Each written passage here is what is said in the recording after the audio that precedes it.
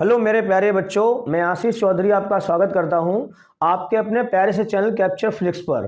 12th physics में numerical series में आज हम 12th की जो लास्ट यूनिट है इलेक्ट्रॉनिक युक्तियां यानी इलेक्ट्रॉनिक डिवाइसेस, इसमें जो हमारा लास्ट चैप्टर है संधि डायोड, इसके न्यूमेरिकल्स यानी आंकिक प्रश्नों को पढ़ेंगे।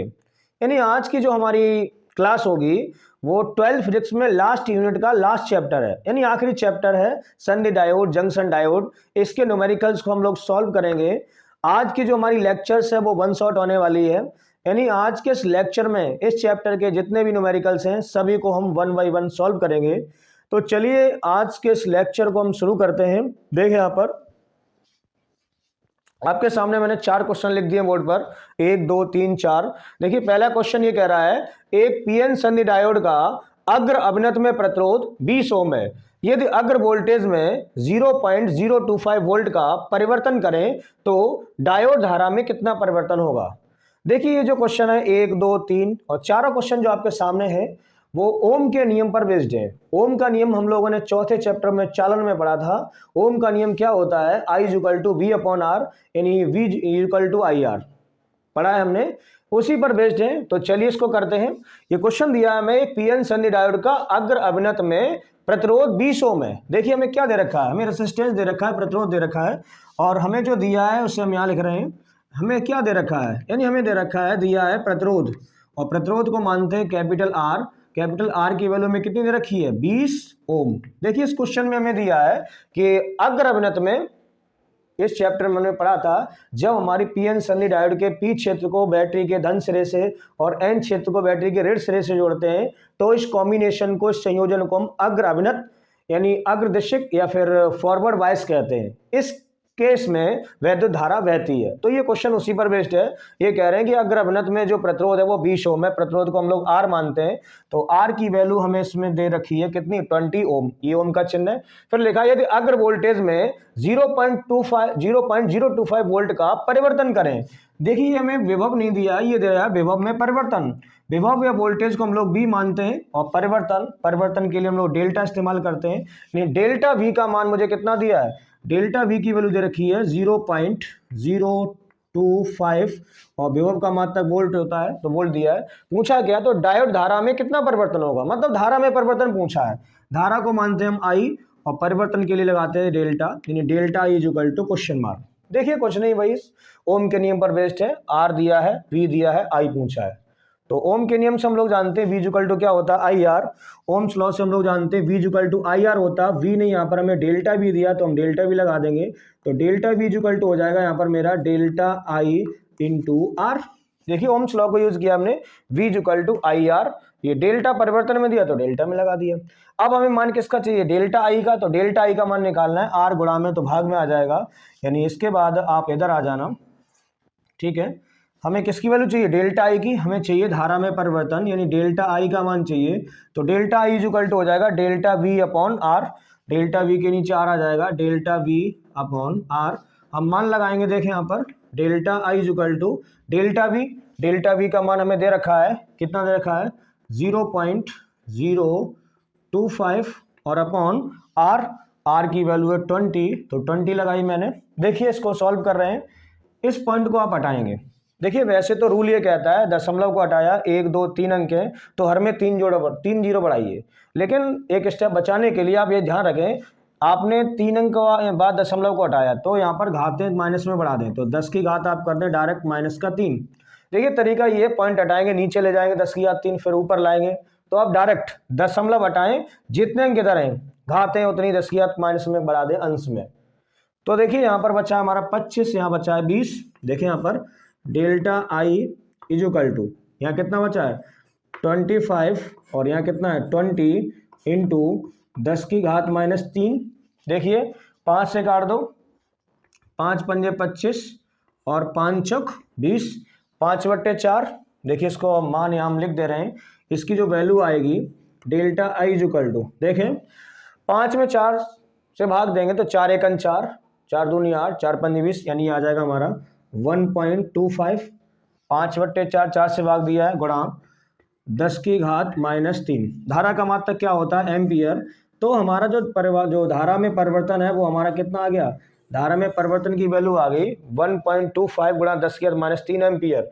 इसको मिली लिख सकते हैं, 10⁻³ मिली होता है, तो नहीं हम इसको ऐसे भी लिख सकते हैं, डेल्टा आई बराबर हो जाएगा 1.25 मिली एम्पियर। 10⁻³ एक प्रीफिक्स हो जाएगा, इसको मिली लिख सकते हैं। ठीक है, आप इतना भी छोड़ सकते हैं, धारा में परिवर्तन मेरा आ गया 1.25 गुणा 10⁻³ एम्पियर, ये धारा का मात्रक है एम्पियर, या फिर हम इसको ले सकते हैं 1.25 मिली एम्पियर, 10⁻³ को मिली बना सकते हैं। ठीक है, अब देखिए क्वेश्चन नंबर दूसरा, ये लिखा है, ये भी ऐसे ही है, एक पीएन संधि डायोड का अग्र अभिनत में प्रतिरोध 10 ओम दिया है, तो आर की वैल्यू 10 ओम हो जाएगी। देखिए हमें प्रतिरोध दिया है 10 ओम, फिर कह रहे हैं यदि अग्र वोल्टेज में 0.025 वोल्ट का परिवर्तन करें सेम है, तो डायोड धारा में कितना परिवर्तन होगा। देखिए हमें सेम क्वेश्चन दिया है, प्रतिरोध दिया आर, प्रतिरोध को हम आर मानते हैं, आर की वैल्यू कितनी दे रखी है, आर की वैल्यू में दे रखी है 10 ओम। अग्र वोल्टेज में परिवर्तन दिया है, तो वोल्टेज में परिवर्तन को मानते हैं डेल्टा वी, डेल्टा वी का मान दिया है 0.025, विभव का मात्रक वोल्ट होता है, वोल्ट को हम बी से नोट करते हैं। क्या पूछा, डायोड धारा में परिवर्तन, डायोड धारा में परिवर्तन है delta I equal to question mark, हम ओम का नियम जानते हैं, ओम का नियम क्या होता है, delta V equal to delta I into R, V equal to I R, V बराबर आई आर, ओम का नियम लगाया मैंने। अब देखिए यहाँ से हमें किसका मान चाहिए, डेल्टा आई का, तो फिर आर को इधर भेज दो, तो अगर हमें डेल्टा आई का मान चाहिए तो डेल्टा वी के अपॉन में आर आ जाएगा, डेल्टा वी अपॉन आर, पक्षांतर कर दिया हमने। देखिए डेल्टा वी का मान कितना है, डेल्टा वी का मान है 0.025 अपॉन आर, आर की वैल्यू है 10। देखिए फिर वही सेम कैलकुलेशन, इस पॉइंट को हटाएंगे, अंश में घातें बढ़ा दो 10⁻³ 1 2 3 अंक है, तो 10⁻³ अंक बढ़ा दो माइनस में, हर में बढ़ाने से बेहतर आप अंश में बढ़ाइए। देखिए ऊपर है मेरा 25, डेल्टा वी इक्वल टू ऊपर है 25 और नीचे है 10 गुणा 10⁻³ जब 10 से भाग देंगे तो दशमलव आ जाएगा 2.5, यानी आई चल रहा है, डेल्टा आई, ये आई चल रहा है, डेल्टा आई इक्वल टू देखिए जब भाग देंगे तो ये हो जाएगा हमारा 2.5 गुणा 10⁻³ और धारा का मात्रक एम्पियर होता है, तो हम ये लिख सकते हैं। देखिए यहाँ पर, तो वैद्युत धारा में परिवर्तन डेल्टा आई इक्वल टू मेरा आ गया 2.5 गुणा 10⁻³ एम्पियर, इसको मिली ले सकते हैं, तो मेरा आंसर हो जाएगा 2.5 मिली एम्पियर। ऐसे भी ले सकते हैं, इसको ऐसे भी लिखा जा सकता है, कैसे, डेल्टा आई इक्वल टू 2.5 इस 10⁻³ को मिली बना सकते हैं, तो मिली के लिए हम लोग एम इस्तेमाल करते हैं, धारा का मात्रक एम्पियर होता है, तो इसको मिली बना दिया ये प्रीफिक्स, तो हम धारा का मात्रक मिली एम्पियर में इस तरह से लिख सकते हैं। ठीक है, ऐसे हम इसको बना सकते थे 1.25 मिली एम्पियर, 10⁻³ मिली होता है, 10⁻³ मिली होता है, तो इसका आंसर ऐसे या फिर ऐसे हम लिख सकते हैं। ठीक है, तो डायोड धारा में परिवर्तन मेरा आ गया 2.5 मिली एम्पियर। अब देखिए तीसरा क्वेश्चन भी सेम है, ऐसे ही है, ये लिखा है एक पीएन संधि डायोड का अग्र अवनत की स्थिति में प्रतिरोध 25 ओम है, फिर आगे लिखा है यदि अग्र अवनत विभव में कितना परिवर्तन किया जाए कि धारा में 2 मिली एम्पियर का परिवर्तन हो जाए। इस केस में हमें विभव में परिवर्तन पूछा है, पिछले 2 क्वेश्चन में हमें धारा में परिवर्तन पूछा था, तो हमने धारा में परिवर्तन निकाला, इसमें हमें विभव में परिवर्तन पूछा तो विभव में निकाल लेंगे, सेम क्वेश्चन है। देखिए अगर अवनत की स्थिति में प्रतिरोध दिया है, प्रतिरोध को आर मानते हैं, आर की वैल्यू कितनी दे रखी है 25 ओम, ये ओम का चिन्ह है।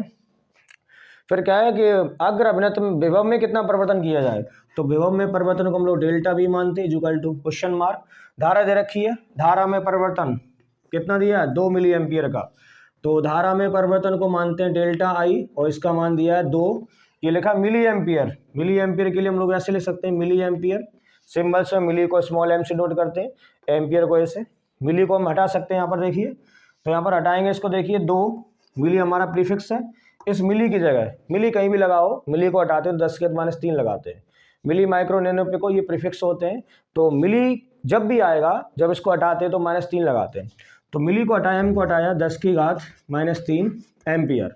अब देखिए धारा का मान हमारा मात्रक मूल मात्रक एम्पियर होता है, यहाँ पर मिली था तो मिली को हमने चेंज कर दिया था। अब धारा डेल्टा आई में जो परिवर्तन है वो कितना हमारा 2 × 10⁻³ एम्पियर।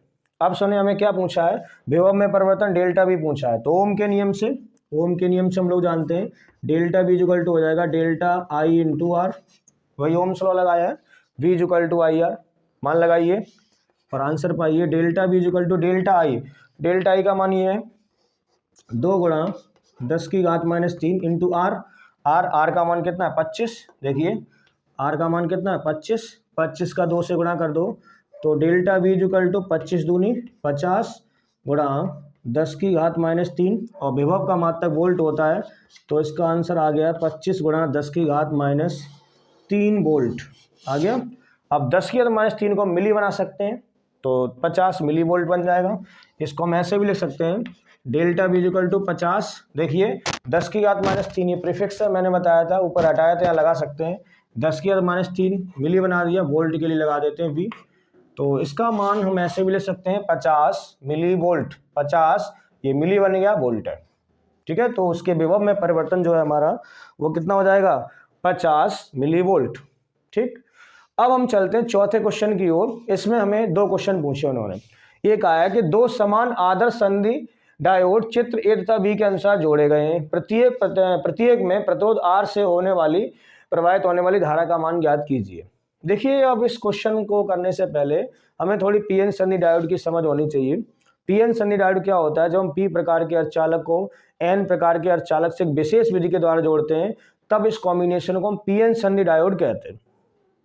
और इसको किसी बैटरी से जोड़ने के हमारे पास 2 क्रम होते हैं, 2 अभिनत 2 बायस होते हैं, एक हमारा अग्र अभिनत और एक है पश्च अभिनत। कैसे पता करते हैं, तो अगर हमारी पीएन संधि डायोड का पी क्षेत्र तो बैटरी के धनात्मक सिरे से और एन क्षेत्र बैटरी के ऋणात्मक सिरे से जुड़ा है तो इस कॉम्बिनेशन को हम कहते हैं पीएन संधि डायोड का अग्र अभिनत या अग्रदिशिक या फॉरवर्ड बायस।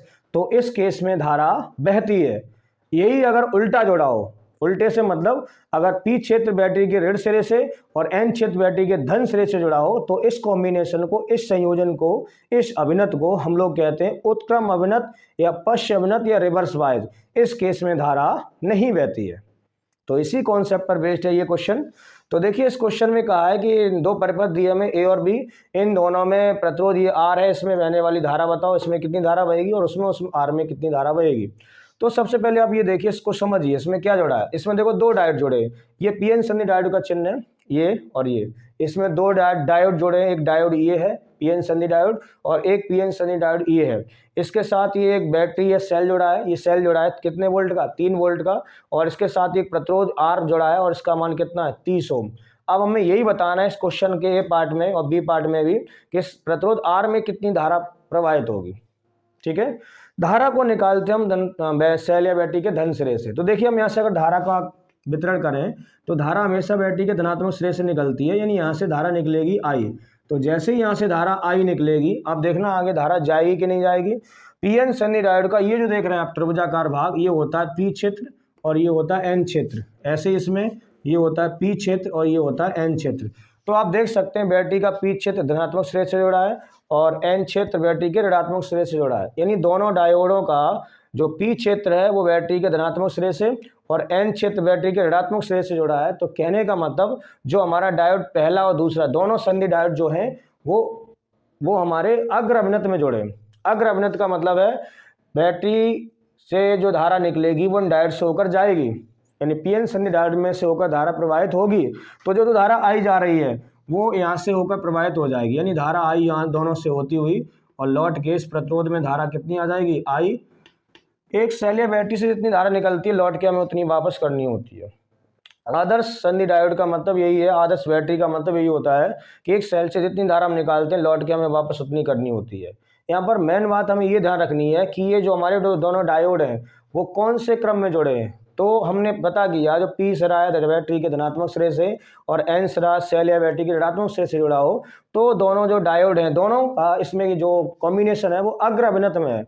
अग्र अभिनत में होने की वजह से इन दोनों डायोड से होकर धारा बहेगी, यानी धारा आई यहाँ से होकर गुजर जाएगी। जब धारा आई यहाँ से होकर गुजर जाएगी तो लौट के यहाँ पर आ जाएगी।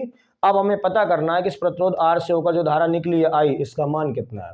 तो ओम के नियम से देखिए इसका ए पार्ट, ओम के नियम से यहाँ पे पहले हमें लिखना पड़ेगा, चूंकि दोनों संधि डायोड अग्र अभिनत में जुड़े हैं, अग्र अभिनत में अग्र दिशक में जुड़े हुए हैं, तो इस केस में प्रतिरोध आर में से धारा प्रवाहित होगी, कितनी होगी वो हम यहाँ पर निकालेंगे। तो यहाँ पर हमें लिखना पड़ेगा चूंकि दोनों संधि डायोड अग्र अभिनत में जुड़े। अग्र अभिनत को हम लोग फॉरवर्ड बायस भी कहते हैं, अग्र अभिनत में जुड़े। पहचानते कैसे? अगर P क्षेत्र धनात्मक सिरे से और N क्षेत्र ऋणात्मक सिरे से जुड़ा हो तो उसे हम अग्र अभिनत कहते हैं, फॉरवर्ड बायस कहते हैं, और इस केस में धारा बहती है। इसलिए दोनों डायोडों में बहने वाली धारा, इसलिए दोनों डायोड में धारा प्रवाहित होगी, इसलिए दोनों डायोड से धारा प्रवाहित होगी। जब धारा प्रवाहित होगी, अब वही धारा प्रतिरोध R में आएगी, तब प्रतिरोध R में धारा, प्रतिरोध R में धारा। अब हम धारा कैसे निकालेंगे? तो ओम के नियम से I इक्वल टू हम सूत्र जानते हैं, I इक्वल टू होता है B upon R। I equal to क्या होता है? B upon R। आप देखिए विभव वोल्टेज, यानी ये हमें विभव दिया है बैटरी का, कितना दिया है? 3 वोल्ट। तो यहाँ पे इसका मान दिया 3 R। R का मान कितना है इस केस में? R का मान 30 ओम है, तो 3/30। तो देखिए काट सकते हैं, 3 × 30, 3 × 30, 1/10 का मतलब 0.1। तो ये देखिए हमने यहाँ से धारा का मान निकाल लिया, I इक्वल टू मेरा आ गया 0.1 एम्पियर। तो देख सकते हैं इसका जो ए पार्ट था, ये वाला, इसका जो ए पार्ट है, इस केस में जो प्रतिरोध R में से होकर धारा बहेगी वो कितनी होगी हमारी? 0.1 एम्पियर की। अब क्वेश्चन नंबर इसका जो बी पार्ट है इसको देखें, इसको थोड़ा ध्यान से देखना। अब देखें ये धनात्मक सिरा है और इसको देखें, यहाँ पर दो डायोड तो जुड़े हैं, लेकिन ये जो सिरा ये वाला, ये होता है N और ये होता है P। ये सिरा होता है N, ये होता है P। अब देखिए N सिरा किससे जोड़ा है? बैटरी के धन सिरे से, और P सिरा किससे जोड़ा है? बैटरी के ऋण सिरे से। तो ये उल्टे जुड़े हैं। उल्टे का मतलब ये दोनों उत्क्रम अभिनत में जुड़े हैं, फॉरवर्ड की बजाय ये बैकवर्ड या फिर रिवर्स बायस में जुड़े हैं। तो इसको हम कहते हैं पश्च दिशिक या फिर उत्क्रम अभिनत में जुड़े हैं। और इस केस में यहाँ से जो धारा निकलेगी, इस सेल से धारा हमेशा निकलती है धनात्मक सिरे से। धारा जो निकलेगी I धारा, वो इन डायोड से होकर जा नहीं पाएगी। क्यों नहीं जा पाएगी? ये दोनों उल्टे जुड़े हैं। जब कोई डायोड, जब कोई पीएन संधि डायोड उत्क्रम अभिनत में पश्च अभिनत में होता है तो उस केस में उसमें धारा का प्रवाह नहीं होता है, यानी आगे जो धारा जाएगी वो जीरो होगी, आगे धारा जाएगी नहीं। क्यों नहीं जाएगी? ये उल्टे जुड़े हुए। जब आगे धारा जाएगी नहीं, जब यहाँ से क्रॉस नहीं करेगी, तो इसमें R में धारा का मान कितना होगा? 0 होगा। यहाँ पर हमें कारण देना पड़ेगा, और वैलिड कारण है ये। पीएन संधि डायोड के बारे में हमने पढ़ा है। अगर पीएन संधि डायोड का N क्षेत्र बैटरी के धन सिरे से और P क्षेत्र बैटरी के ऋण सिरे से जुड़ा हो तो इसको हम कहते हैं पीएन संधि डायोड का उत्क्रम अभिनत, पश्च अभिनत या फिर रिवर्स बायस। तो इस केस में पीएन संधि डायोड से कोई भी धारा प्रवाहित नहीं होती है। इस केस में क्या हो रहा है? दोनों डायोड, ये वाला दोनों उल्टे जुड़े हैं, उत्क्रम अभिनत में जुड़े हैं। तो इस केस में जब यहाँ से धारा ही नहीं गुजरेगी तो प्रतिरोध R में जो धारा का मान होगा वो 0 होगा। आंसर हमने बता दिया है, लिखते कैसे वो देखें। यहाँ पे लिखना पड़ेगा हमें, चूंकि दोनों डायोड किस में जुड़े हैं? उत्क्रम अभिनत में जुड़े हैं। उत्क्रम मतलब उल्टे, पश्च दिशिक या रिवर्स बायस कहते हैं, उत्क्रम अभिनत में जुड़े, उत्क्रम अभिनत में जुड़े, इसलिए इसमें कोई धारा प्रवाहित नहीं होगी। तब किसमें? प्रतिरोध R में धारा, तब प्रतिरोध R में धारा बराबर कितनी होगी? 0 होगी। ठीक है, देखिए यहाँ पर कारण हमने दे दिया है, चूंकि दोनों जो डायोड हैं वो हमारे उत्क्रम अभिनत में जुड़े हैं। जब उत्क्रम अभिनत में जुड़े तो यानी डायोड्स में से होकर कोई धारा प्रवाहित नहीं होगी। जब डायोड से होकर धारा प्रवाहित नहीं होगी तो इस प्रतिरोध R में भी कोई धारा प्रवाहित नहीं होगी। तो देखिए चारों क्वेश्चन हमने बड़ी आसानी से सॉल्व कर लिए, आप इनका स्क्रीनशॉट ले सकते हैं। अब हम चलते हैं क्वेश्चन नंबर आगे की तरफ। क्वेश्चन नंबर 5 आपके सामने है। देखिए ये लिखा है, चित्र में प्रदर्शित अमीटर A1 तथा A2 में मापी गई वैद्युत धाराएं क्या हैं यदि उनके प्रतिरोध नगण्य तथा पीएन संधि डायोड आदर्श हो। देखिए इस क्वेश्चन में डायग्राम हमें क्वेश्चन में दे रखा है। यहाँ पर देखें आप, एक अमीटर हमारा A1 ये जोड़ा है और अमीटर A2 ये जोड़ा है। अमीटर क्या करता है? धारा को मापता है, और इसके साथ ये 5 ओम का प्रतिरोध जोड़ा है, और इस अमीटर A2 के साथ भी 5 ओम का प्रतिरोध जोड़ा है, और इसके बीच में आप देख रहे हैं ये 2 वोल्ट का एक सेल जुड़ा हुआ है, और यहाँ जो ऊपर आप देख रहे हैं ये डायोड जोड़ा है, इसे हम कहते हैं पीएन संधि डायोड। तो इसका जो ये सिरा होता है, ये वाला वो हमारा N सिरा होता है, और ये त्रिभुजाकार होता है, ये पीएन संधि डायोड का संकेत चिन्ह है। ये जो सिरा होता है त्रिभुजाकार, ये सिरा होता है हमारा पी, यानी ये हमारा पी टाइप सेमीकंडक्टर होता है और ये एन टाइप सेमीकंडक्टर होता है। जब ये दोनों मिलते हैं तो हमारा इसको हम बोलते हैं पीएन संधि डायोड। अब इस क्वेश्चन में हमें बोला ये गया है कि अमीटर A1 और अमीटर A2 में कितनी धाराएं प्रवाहित होंगी, उनके मान बता दें। तो इसको करने से पहले आप ये ध्यान रखेंगे कि जो भी धारा हमारी निकलती है वो सेल या बैटरी से निकलती है, और वो भी उसके धनात्मक सिरे से। देखिए यहाँ पर हम देख रहे हैं 2 वोल्ट का सेल ये जुड़ा हुआ है बीच में, और इसका ये धनात्मक सिरा है बड़ा वाला, छोटा वाला सिरा ऋणात्मक होता है। धारा हमेशा धनात्मक सिरे से निकलती है। सपोज इस सेल से धारा निकली आई, जैसे इस सेल से धारा निकल रही है आई, अब जैसे ही आई धारा इस बिंदु पर आएगी, इस बिंदु पर देखिए ये जंक्शन है, तो आई धारा 2 भागों में बढ़ जाएगी। ऊपर धारा कुछ जाएगी, तो सपोज हमने मान लिया ऊपर जो धारा जा रही है वो है हमारी I1, और जो नीचे धारा जा रही है वो है हमारी I2। देखिए इस नीचे वाले तार में, इस अमीटर A2 में जो धारा आ रही है वो है हमारी अमीटर A2 में जो धारा आ रही है वो है हमारी I2, और जो अमीटर A1 है इसमें जो धारा जा रही है वो है हमारी I1। तो अब हमें ये बताना है कि I1 जो अमीटर A1 में जा रही है इसका मान कितना होगा, और I2 जो अमीटर A2 में जा रही है इसका मान कितना होगा। देखिए I2 धारा यहाँ से होती हुई यहाँ से जब आएगी तो I2 यहाँ से जुड़ जाएगी, और I1 इधर से होती हुई इधर आएगी, यानी इधर से तो आ रही है I1 और इधर से आ रही है I2। जैसे ही यहाँ पर आएगी तो दोनों जुड़ जाएंगी, यानी यहाँ बन जाएगा हमारा I1 प्लस I2, और I1 प्लस I2 किसके बराबर हमारा I के। देखिए इस एक सेल या बैटरी से हम लोग जितनी धारा निकालते हैं वापस हमें उतनी करनी पड़ती है, ये कंसेप्ट है। अब हम यहाँ पर ये देखेंगे कि जो I1 का मान है वो कितना होगा और I2 का मान कितना होगा। ठीक है, तो इसके लिए हमें एक चीज पता होनी चाहिए। हम लोगों ने पढ़ा था पीएन संधि डायोड। अगर पीएन संधि डायोड का पी क्षेत्र धनात्मक सिरे से और एन क्षेत्र ऋणात्मक सिरे से जुड़ा हो किसी बैटरी या सेल के, तब वो संधि हमारी अग्र अभिनत में होती है और अग्र अभिनत में धारा बहती है। इसका उल्टा अगर हमारा एन क्षेत्र धनात्मक सिरे से और पी क्षेत्र ऋणात्मक सिरे से जुड़ा हो, तब जो हमारी पीएन संधि डायोड है वो हमारी उत्क्रम अभिनत में या पश्च अभिनत में होती है, रिवर्स वाइज में होती है। उस केस में धारा नहीं बहती है। तो सबसे पहले आप इसको देखिए यहाँ से 2 वोल्ट से यानी जो धारा आई निकली है, जैसी धारा I1 ऊपर गई है, आप इसके साथ देख सकते हैं जो हमारा डायोड जोड़ा है, जो पीएन संधि डायोड जोड़ा है, इसका जो एन क्षेत्र है वो धनात्मक सिरे से जुड़ा है, और देख सकते हैं जो पी क्षेत्र है वो ऋणात्मक सिरे से जुड़ा है। ये जो हमारा डायोड जोड़ा है वो हमारा उत्क्रम अभिनत में यानी उल्टी दिशा में जुड़ा हुआ है। इसको हम कहते हैं पश्च अभिनत या उत्क्रम अभिनत या रिवर्स वाइज। इस वजह से क्या होगा, जो धारा I1 का मान है वो 0 होगा, यानी इस वाले तार में यानी जिस डायोड से इस डायोड से धारा प्रवाहित नहीं हो पाएगी। क्यों नहीं हो पाएगी, देख सकते हैं ये जो है वो एन क्षेत्र किससे जुड़ा है, धनात्मक सिरे से, और पी क्षेत्र किससे जुड़ा है, ऋणात्मक सिरे से। तो ये जो डायोड जुड़ा हुआ आप देख रहे हैं पीएन संधि डायोड, वो पश्च अभिनत यानी उत्क्रम अभिनत में जुड़ा है, और उत्क्रम अभिनत में धारा का प्रवाह नहीं होता है, यानी जो I1 धारा इससे आगे जा ही नहीं पाएगी। तो जब I1 धारा आगे जा नहीं पाएगी तो ना वो 5 ओम की तरफ जाएगी ना अमीटर A1 में जाएगी। तो यानी कहने का मतलब ये हो गया जो अमीटर A1 है इसमें जो धारा I1 आ रही है इसका मान 0 होगा। तो एक तो आंसर हमें यहाँ से मिल गया है, हमें इसको लिखना पड़ेगा। चूंकि देखिए इसका सॉल्यूशन यहाँ से, जो हमारा डायोड है, चूंकि डायोड पश्च अभिनत में जोड़ा है, पश्च को हम उत्क्रम अभिनत भी कहते हैं, उल्टा रिवर्स वाइज। चूंकि डायोड उत्क्रम अभिनत में जोड़ा है, उत्क्रम अभिनत में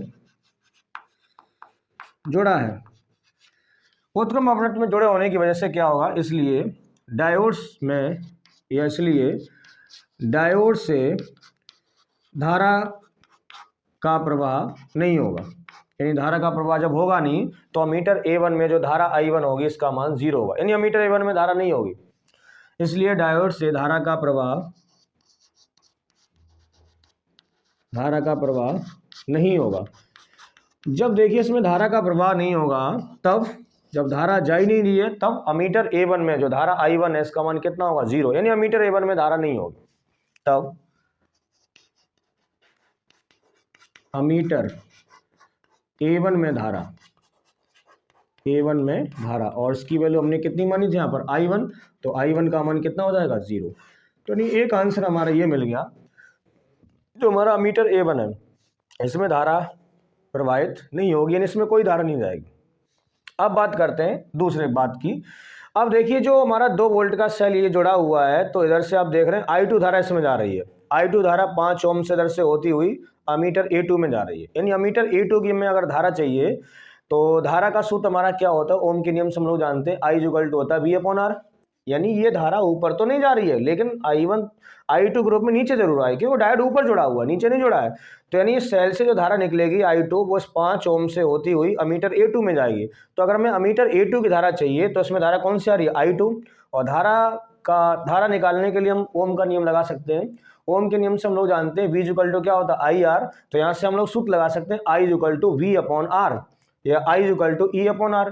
तो वोल्टेज का मान देख सकते हैं, हमें 2 वोल्ट दिया है और प्रतिरोध दिया है 5 ओम। तो यहाँ से हम इस अमीटर में धारा निकाल सकते हैं, कैसे, ओम के नियम से। ठीक है, यानी अब हम यहाँ क्या निकालें, अमीटर A2 में धारा, अमीटर A2 में धारा, अमीटर A2 में धारा। और अमीटर A2 में धारा कितनी जा रही है, I2। तो अमीटर A2 में धारा जा रही है हमारी I2 इक्वल टू ओम के नियम से हम लोग जानते हैं I इक्वल टू होता है V/R। तो इसको हम लोग R2 मान सकते हैं, पहले वाले प्रतिरोध को R1, दूसरे वाले को R2। तो I2 इक्वल टू हो जाएगा V/R2। देख सकते हैं V का मान कितना हमारा 2 वोल्ट अपॉन R2 इसके साथ प्रतिरोध कितना हमारा 5 ओम। तो 2/5 भाग दे दो, यानी 0.4, 5 चौक 20, यानी कितना आ जाएगा ये 0.4। अब हमारी धारा है, तो अमीटर A2 में धारा जो हमारी I2 है इसका मान कितना आ जाएगा 0.4, और धारा का मात्रक क्या होता है, एम्पियर। तो 0.4 एम्पियर। तो देखिए हमने बड़ी आसानी से अमीटर A2 में धारा निकाल ली है, बड़ा आसान है। I इक्वल टू V/R लगा दिया, ये वोल्टेज है, विभव है, ये R है। ठीक है, देखिए जो हमारा क्वेश्चन नंबर 5 था हमने पूरी तरह से कर लिया है। तो हमारा अमीटर A1 में धारा कितनी है, I1, इसका मान कितना है 0, यानी इसमें कोई धारा प्रवाहित नहीं होगी। और अमीटर A2 है, इसमें धारा I2 है और I2 का मान कितना 0.4 एम्पियर। तो बात यहाँ पर खत्म होती है, अमीटर A1 में धारा 0 होगी और अमीटर A2 में धारा कितनी होगी 0.4 एम्पियर। देखिए अब क्वेश्चन 5 के बाद तो वैसे 6 आता, यहाँ पे हमने एक क्वेश्चन चेंज कर दिया है। इसके बाद हम क्वेश्चन नंबर 7 करेंगे। उसका कारण ये है, जो क्वेश्चन नंबर हमारा 6वां है वो हम इसके बाद करेंगे, वो हमारे पूरे बोर्ड पे बनेगा, इसमें बनता नहीं, तो हमने एक क्वेश्चन को स्किप कर दिया है, वो हम इसके बाद करेंगे जस्ट। तो अभी अब क्वेश्चन नंबर 7 देखें। क्वेश्चन बहुत बढ़िया है और ये बहुत इंपॉर्टेंट है, 5 नंबर में पूछा गया है। देखें ये लिखा है, 30 वोल्ट शिखर मान का प्रत्यावर्ती धारा स्रोत एक जर्मेनियम डायोड तथा 400 ओम प्रतिरोध के साथ श्रेणी क्रम में जोड़ा गया है। डायोड का अग्र प्रतिरोध 20 ओम तथा रोधक वोल्टेज 0.3 वोल्ट है।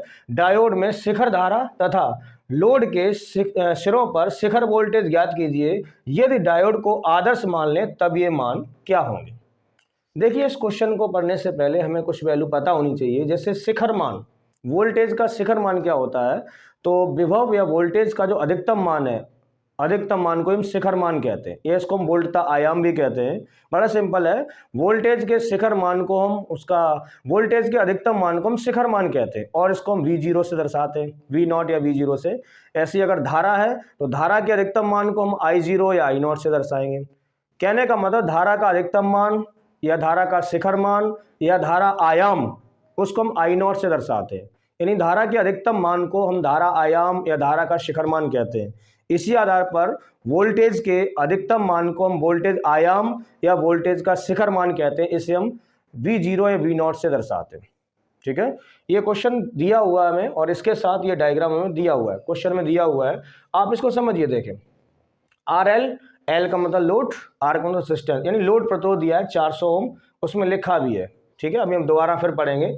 RF, F का मतलब फॉरवर्ड रेजिस्टेंस, यानी ये अग्र प्रतिरोध है और अग्र प्रतिरोध का मान क्वेश्चन में हमें दिया 20 ओम। और आप देख सकते हैं हमारा एक PN संधि डायोड जोड़ा है, ये त्रिभुजाकार जो भाग होता है वो P क्षेत्र यानी P टाइप सेमीकंडक्टर बताता है और ये बताता है N टाइप सेमीकंडक्टर को। और इसके साथ आप देख सकते हैं 30 वोल्ट का जो हमारा प्रत्यावर्ती धारा स्रोत जुड़ा है, इस वोल्टेज का जो शिखर मान है वो हमारा कितना दिया है 30 वोल्ट दिया हुआ है। और ये सर्किट डायग्राम जो है वो हमें क्वेश्चन के साथ ही दिया हुआ है। एक बार हम क्वेश्चन को फिर पढ़ रहे हैं। 30 वोल्ट शिखर मान का प्रत्यावर्ती धारा स्रोत, ये 30 वोल्ट शिखर मान का प्रत्यावर्ती धारा स्रोत एक जर्मेनियम डायोड, ये जर्मेनियम का डायोड है, के साथ 400 ओम के साथ श्रेणी क्रम में जोड़ा। इसके साथ देखिए श्रेणी क्रम में जोड़ा है। श्रेणी क्रम कैसे पहचानते हैं, अगर धारा एक ही जा रही है पूरे परिपथ में, एक ही तार में धारा समान है तो वो हमारा क्रम श्रेणी क्रम होता है। देख सकते हैं हम इस डायोड से अगर इधर आएंगे तो एक ही रास्ता है, जब रास्ता एक ही होता है, पाथ हमारा बढ़ता नहीं है, तो इस कॉम्बिनेशन को हम श्रेणी क्रम कहते हैं, सीरीज कॉम्बिनेशन कहते हैं। तो कह रहे हैं डायोड के साथ 400 ओम का प्रतिरोध श्रेणी क्रम में ये जोड़ा गया है, इसको हम कह रहे हैं लोड प्रतिरोध। L for load, R for resistance, इसको कहते हैं लोड प्रतिरोध। 400 ओम का जोड़ा गया है। फिर आगे लिखा है डायोड का अग्र प्रतिरोध। देख सकते हैं इस डायोड का जो अग्र प्रतिरोध है, अग्र का मतलब फॉरवर्ड रेजिस्टेंस, इसको हम RF से नोट करते हैं। इसकी वैल्यू दे रखी है 20 ओम तथा रोधक वोल्टेज। अब इसका जो डायोड का जो रोधक वोल्टेज है, जिसको हम पोटेंशियल ड्रॉप कह सकते हैं, और इसकी वैल्यू दे रखी है 0.3 वोल्ट। फिर कहा है डायोड में शिखर धारा, शिखर धारा को हम दर्शाएंगे I0 या I0 से, और लोड के सिरों पर शिखर वोल्टेज ज्ञात कीजिए, यानी लोड इसके सिरों पर शिखर वोल्टेज भी बताना है हमें। और कह रहे हैं यदि डायोड को आदर्श मान लें तब ये मान क्या होंगे। ठीक है, तो चलिए हम इसको कर रहे हैं। सबसे पहले हम अपनी वैल्यू लिख रहे हैं, हमें क्वेश्चन में दे रखी है, डायग्राम में भी दे रखी है, फिर ही हम इसकी वैल्यू को लिख रहे हैं। देखिए सबसे पहले में क्या दे रखा है, 30 वोल्ट शिखर मान, यानी वोल्टेज का शिखर मान दिया है। ये वोल्टेज का शिखर मान है, मैं इसको पहले लैंग्वेज में लिख रहा हूं। हमें दे रखा है वोल्टेज का शिखर मान, वोल्टेज का शिखर मान, वोल्टेज का शिखर मान हमें क्वेश्चन में दे रखा है, कितना है 30 वोल्ट। क्वेश्चन में देख लें चाहे यहां देख लें, इसकी वैल्यू दे रखी है 30 वोल्ट। ठीक है, फिर आगे लिखा है जर्म 400 ओम के प्रतिरोध। आप देख सकते हैं 400 ओम का प्रतिरोध, इसको कहते हैं लोड प्रतिरोध। लोड प्रतिरोध का मान दिया 400 ओम, यहां पे लिखेंगे लोड प्रतिरोध, लोड प्रतिरोध की वैल्यू दे रखी है 400। फिर आगे लिखा है अग्र प्रतिरोध 20 ओम है, ये अग्र प्रतिरोध है, अग्र प्रतिरोध उसमें लिखा है 20 ओम, इसको फॉरवर्ड रेजिस्टेंस कहते हैं। हमें ये दे रखा है अग्र प्रतिरोध, अग्र प्रतिरोध की वैल्यू दे रखी है अग्र प्रतिरोध 20 ओम। ठीक है, फिर आगे लिखा है तथा रोधक वोल्टेज 0.3 वोल्ट है, इसको थोड़ा ध्यान से लिखना। रोधक वोल्टेज, रोधक वोल्टेज हमें दे रखा है 0.3 वोल्ट। फिर आगे क्या पूछा है, अब कह रहे हैं डायोड में शिखर धारा बताइए। डायोड में शिखर धारा, यानी पहले पार्ट में तो हमसे ये पूछा है शिखर धारा का मान पूछा है। ठीक है, 2 क्वेश्चन पूछे, और दूसरे पार्ट में क्या पूछा है, ये लिखा है लोड के सिरों पर शिखर वोल्टेज। मैं इसको लैंग्वेज में लिख रहा हूं, इसका कारण है कि उसमें कई सारे सिंबल हैं। लोड के सिरों पर, लोड के सिरों पर शिखर voltage equal to question mark. देखिए क्वेश्चन को एक बार आप फिर पढ़ें, हमने क्वेश्चन को पढ़ के सारी वैल्यू यहां पर लिख रखी है। ठीक है, चाहे वहां से देख लें चाहे यहां से देख लें। अब बारी आती है सिंबल्स की, इसको थोड़ा आप ध्यान से देखें, ये क्वेश्चन बहुत बहुत इंपॉर्टेंट है, जबरदस्त क्वेश्चन है। देखिए यहाँ पर कह रहे हैं वोल्टेज का शिखर मान इतना है 30 वोल्ट, यहाँ दिया है वहां दिया है, यहाँ भी दे रखा है वहां भी दे रखा है। वोल्टेज का शिखर मान, देखिए वोल्टेज को हम लोग V मानते हैं, वोल्टेज को क्या मानते हैं V, और शिखर मान के लिए हम लोग लगाते थे नॉट या जीरो, यानी इसको हम दर्शाते हैं V0 या V0 से। देख सकते हैं वोल्टेज का शिखर मान हो गया हमारा V0 इक्वल टू 30 वोल्ट। ठीक है, सिंबल से यहाँ पर लिखना बहुत जरूरी है।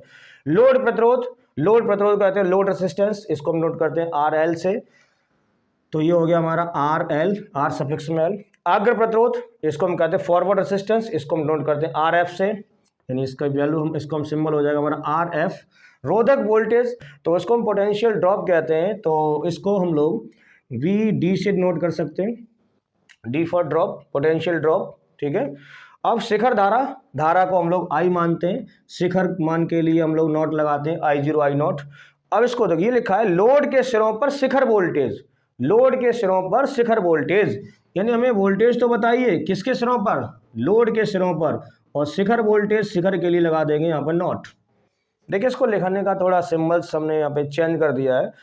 VL बता रहा है लोड वोल्टेज को, नॉट बता रहा है शिखर को। ये हो गया हमारा लोड वोल्टेज का शिखर मान, वही हमसे पूछा लोड के सिरों पर शिखर वोल्टेज बताइए, यानी लोड वोल्टेज बताना है, यानी लोड वोल्टेज का शिखर मान बताना है। शिखर मान या अधिकतम मान के लिए नॉट लगाते, लोड के लिए L लगाते। ठीक है, तो सबसे पहले जो हमें क्वेश्चन में वैल्यू दे रखी थी, हमें क्या पूछा हमने उसको लिखा, और लिखने के बाद हमने उसके सिंबल्स को लिखा।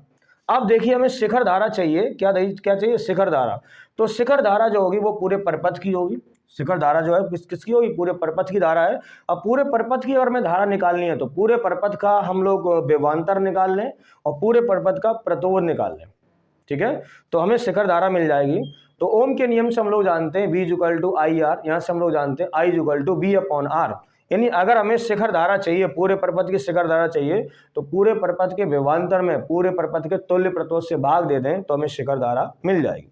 देखिए यहाँ का सॉल्यूशन, यहाँ से आप देखें, शिखर धारा, अगर हमें शिखर धारा चाहिए, अगर हमें क्या चाहिए, शिखर धारा चाहिए, तो शिखर धारा निकालने के लिए हम लोग क्या करेंगे, कुल विभवांतर, ठीक, कुल विभवांतर में किससे भाग दे देंगे, कुल प्रतिरोध से, तो हमें शिखर धारा मिल जाएगी। अब यहां पर इस लाइन को आप गौर से देखें, ठीक है। शिखर धारा को हम लोग मान लिए I not is equal to कुल विभवांतर। अब देखिए विभवांतर हमारे पास विभव यहाँ पर दो है, एक है वोल्टेज का शिखर मान और दूसरा हमारा रोधक वोल्टेज। अगर हमें इन दोनों का विभवांतर चाहिए तो हम क्या करेंगे, इसमें से घटा देंगे। विभवांतर का मतलब दोनों के विभवों का अंतर। यहाँ पर वोल्टेज का शिखर मान है हमारा 30 वोल्ट, यानी V नॉट की वैल्यू है 30 वोल्ट और रोधक वोल्टेज की वैल्यू है 0.3, ठीक है। तो हम क्या करें, यहाँ से देखिए, अगर हमें कुल विभवांतर चाहिए तो हम यहाँ से इसको लिख सकते हैं V नॉट माइनस VD। ये हो गया विभवांतर किसके बीच का, शिखर मान के और रोधक वोल्टेज के बीच का। कुल प्रतिरोध, अब कुल प्रतिरोध कैसे निकालेंगे, देखिए अब प्रतिरोध हमारे पास यहाँ पर दो है, एक है हमारा लोड, ये अग्र प्रतिरोध और दूसरा है लोड प्रतिरोध। और देखिए दोनों श्रेणी क्रम में जुड़े हैं, दोनों किस में जुड़े हैं, श्रेणी क्रम में, यहाँ पर दो है। और हम जानते हैं श्रेणी क्रम में तुल्य प्रतिरोध निकालने का जो फॉर्मूला होता है वो हमारा होता है R बराबर R1 plus R2। R is equal to क्या होता है, R1 प्लस R2, यानी श्रेणी क्रम में सीधा सीधा जोड़ देते हैं। अगर हमें तुल्य प्रतिरोध चाहिए तो हम सीधा सीधा जोड़ देंगे, मतलब हम क्या कर देंगे, RF प्लस RL, मतलब इसको और इसको जोड़ देंगे। ये हमने कौन सा सूत्र लगा दिया है, श्रेणी क्रम में जो तुल्य प्रतिरोध निकालने का सूत्र होता है वो हमारा होता है R1 प्लस R2। श्रेणी क्रम में तुल्य प्रतिरोध सीधा सीधा जुड़ जाता है और विभवांतर हम ज़्यादा में से कम को यहाँ पे घटा के निकाल देंगे, ठीक है। अब इसके बाद देखिए आप इधर आ जाना, इसके बाद आप इधर आ जाना, देखें तो हमें चाहिए धारा का शिखर मान, यानी हम वैल्यू यहाँ पर निकाल लें I नॉट की इज इक्वल टू V0 या V नॉट की वैल्यू कितनी है 30, तो यहाँ लिखा 30 माइनस VD यानी रोधक वोल्टेज, इसकी वैल्यू है 0.3, तो यहाँ पे लिखा हमने 0.3 अपॉन RF अग्र प्रतिरोध, यहाँ से देख लें चाहे यहाँ से देखें, इसकी वैल्यू कितनी है 20, तो यहाँ लिखा 20 और प्लस देखिए RL लोड प्रतिरोध है हमारा 400, तो यहाँ पे आ गया 400। देखिए घटाइए 30 में से जब 0.3 घटाएंगे तो ये बचेगा हमारा 29.7 बचेगा, ठीक है। 20 और 400 जोड़ देंगे तो हमारा हो जाएगा 420, ठीक है। पॉइंट हटाएंगे, यहाँ पर 0 बढ़ा देंगे, ठीक है, अब डिवाइड दे देंगे, तो I not is equal to, तो ये जो वैल्यू हमारी आती है वो 0.07 आती है। तो यानी यहाँ से जो धारा का हमारा शिखर मान है वो हमारा आ गया। आप आराम से भाग कर लेना, 297 में 4200 से भाग करना, 0.07 आएगा, ठीक है। तो इससे जब हमने डिवाइड दिया है तो I नॉट का मान जो आया, धारा का शिखर मान 0.07, अब धारा का मान क्या होता है, एम्पियर। तो यहाँ से हमने देखा, हमने जो धारा का शिखर मान है वो हमने बड़ी आसानी से निकाल लिया है, यानी पूरे परपथ का जो हमारा शिखर मान है वोल्टेज धारा का, वो हमारा शिखर मान कितना आया, 0.07 एम्पियर। अब इसका जो दूसरा पार्ट है वो है हमारा, अब हमसे क्या पूछा है, हमसे पूछा है लोड के सिरों पर शिखर वोल्टेज। अब ओम के नियम से हम लोग जानते हैं V बराबर IR, तो अगर हमें लोड के सिरों पर शिखर वोल्टेज यानी VL नॉट चाहिए तो V इक्वल टू सूत्र क्या होता है हमारा IR। तो अगर हमें ये चाहिए तो V बराबर हम सूत्र लगाएंगे IR। अब शिखर मान के शिखर वोल्टेज के लिए शिखर धारा आएगी, अगर हमने शिखर वोल्टेज लिया है तो इसमें धारा शिखर धारा आएगी, तो यहाँ पर आ जाएगा हमारा I नॉट इंटू, अब लोड के सिरों पर पूछा है तो लोड के लिए हम यहाँ पर लगाएंगे RL। देखिए सूत्र हमारा वही है, कौन सा, V इक्वल टू IR, ओम का नियम है, हमने कोई नया नहीं लगाया। V इक्वल टू होता है IR, ये ओम का नियम है, देख सकते हैं। तो ये V है, ये I है, ये R है। अब यहाँ पर वोल्टेज का शिखर मान है तो यहाँ पर धारा का शिखर मान आएगा। और यहाँ पर लोड प्रतिरोध क्यों है, पूछा है ना उन्होंने, देखो क्वेश्चन में लिखा है लोड के सिरों पर शिखर वोल्टेज बताइए, यहाँ पर लोड प्रतिरोध आ जाएगा, बस आंसर आ गया। देखिए I नॉट की वैल्यू है 0.07 इंटू लोड प्रतिरोध RL की वैल्यू कितनी है देख सकते हैं 400, तो यहाँ पर आ गया हमारा 400। देखिए बड़ा आसान कैलकुलेशन है, पॉइंट हटाएंगे, नीचे 2 जीरो आएंगे, 2 जीरो से 2 जीरो कट जाएगा, 4 का 7 से गुणा कर दो तो 7 चौक कितना आ गया 28। देख सकते हैं लोड प्रतिरोध के लोड वोल्टेज का जो शिखर मान है वो हमारा आ गया 28। अब वो विभव का मात्रक क्या होता है वोल्ट। तो इस तरह से हमने देखा, हमने इसके दोनों आंसर बड़ी आसानी से निकाल लिए। उम्मीद करता हूँ ये दोनों क्वेश्चंस आपको समझ में आए होंगे। अब हम चलते हैं अपने लास्ट क्वेश्चन की ओर, क्वेश्चन नंबर 6 की ओर। क्वेश्चन नंबर 6 आपके सामने है। देखिए क्वेश्चन ये लिखा है, चित्र में प्रदर्शित 3 पीएन संधि डायोड एक 11 वोल्ट की बैटरी के साथ जोड़े गए हैं। प्रत्येक डायोड से प्रवाहित धारा की गणना कीजिए। देखिए इस क्वेश्चन में डायग्राम हमें दे रखा है और इस क्वेश्चन में हमें दिया है कि 11 वोल्ट की बैटरी से 3 जो हमारे पीएन संधि डायोड है वो जोड़े गए और हमसे पूछा ये है कि प्रत्येक डायोड में वैद्युत धारा कितनी प्रवाहित होगी। तो देखिए इसका डायग्राम समझते हैं। क्वेश्चन हमें दिया है और इस क्वेश्चन के साथ ही डायग्राम इंक्लूडेड है इसमें। ये देखिए ये 11 वोल्ट का एक सेल या बैटरी जुड़ी है। ये बड़ा सिरा होता है धनात्मक, छोटा सिरा होता है ऋणात्मक। 11 वोल्ट की बैटरी या सेल जुड़ा हुआ है ये, और इसके साथ ये 100 ओम का प्रतिरोध जुड़ा है। और आप देख रहे हैं इसके साथ ये डायोड, ये पीएन संधि डायोड का चिन्ह है। ये जो होता है वो हमारा पी टाइप सेमीकंडक्टर होता है और ये वाला एन होता है, तो इसको हम डायोड कहते हैं। ये पहला डायोड है तो इसका नाम है D1, ये दूसरा डायोड है इसका नाम है D2 और ये तीसरा डायोड है इसका नाम है D3। देखिए 11 वोल्ट की बैटरी से 3 डायोड D1, D2, D3 जोड़े गए हैं और D3 के साथ प्रतिरोध है 50 ओम का, D2 के साथ प्रतिरोध है 50 ओम का और D1 के साथ प्रतिरोध है 150 ओम का। 11 वोल्ट की बैटरी के साथ जो प्रतिरोध जुड़ा हुआ वो है हमारा 100 ओम का। अब देखिए यहाँ पर उन्होंने धारा को डिस्ट्रीब्यूट करके दिया है। अगर वो नहीं निकालते फिर भी हम निकाल सकते थे। इसमें देख सकते हैं धारा हमेशा बहती है धनात्मक सिरे से, तो बड़ा सिरा हमारा धनात्मक होता है। तो यहाँ से धारा निकली आई, जैसी धारा यहाँ पर आई तो यहाँ कुछ धारा बढ़ गई। इस तार में जो धारा जा रही है वो मान ली I1, इस तार में जो धारा जा रही है वो मान ली I2 और इस तार में जो धारा आ रही है उसको मान लिया I3। अब आप देख सकते हैं इधर से धारा आ रही है I3 और इधर से धारा आ रही है I2 और इस तार में धारा आ रही है I1। जब ये ऊपर चढ़ेंगी यानी इसमें जब लौट के आएंगी तो जब ये धाराएं ऊपर आएंगी तो यानी सारी मिल जाएंगी। देखिए I1 इधर से इधर मिल जाएगी, I2 इधर से इधर आ जाएगी और I3 भी सभी ऊपर जाएंगी। यानी इस केस में जब वो C से B की ओर आएंगी तो सारी जुड़ जाएंगी, I1 plus I2 plus I3। और देखिए I1 plus I2 plus I3 ये सब किससे निकली हुई है, I से निकली हुई है। ये सब किसके बराबर होगी, I के। यानी ये जो मान होगा वो हमारा I के बराबर होगा। यानी लौट के धारा फिर इसमें कितनी आ जाएगी, I। देखिए ये कंसेप्ट है सर्किट डायग्राम का, ये सर्किट से रिलेटेड ये कंसेप्ट है कि एक सेल या बैटरी से जितनी धारा हम निकालते हैं हमें वापस बाद में उतनी ही करनी पड़ती है। ये आदर्श बैटरी का या आदर्श सेल का कंसेप्ट है।